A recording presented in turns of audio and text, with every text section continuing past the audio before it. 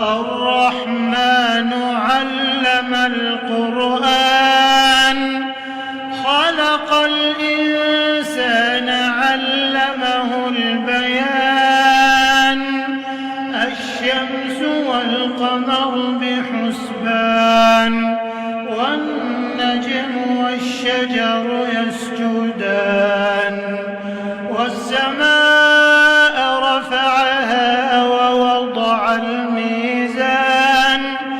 ألا تطغوا في الميزان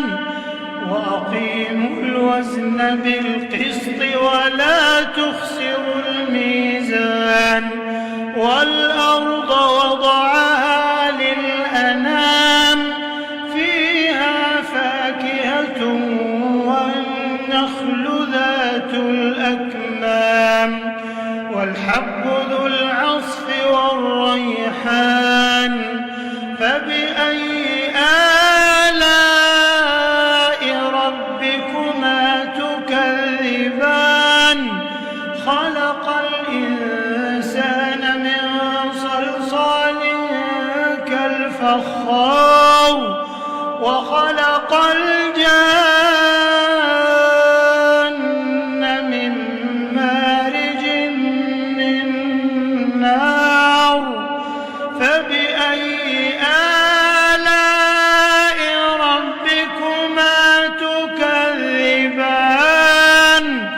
رب المشرقين ورب المغربين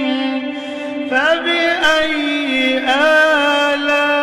آلاء ربكما تكذبان مرج البحرين يلتقيان بينهما برزخ لا يبغيان فبأي آلاء ربكما تكذبان يخرج منهما اللؤلؤ والمرجان فبأي آلاء ربكما تكذبان وله الجوار المنشآت في البحر كالأعلام فبأي آلاء ربكما تكذبان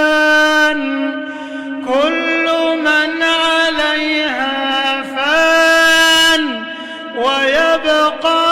وجه ربك ذو الجلال والإكرام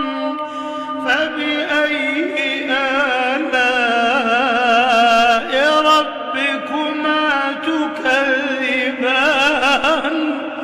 يسأله من في السماوات والأرض كل يوم هو في شأن فبأي آلاء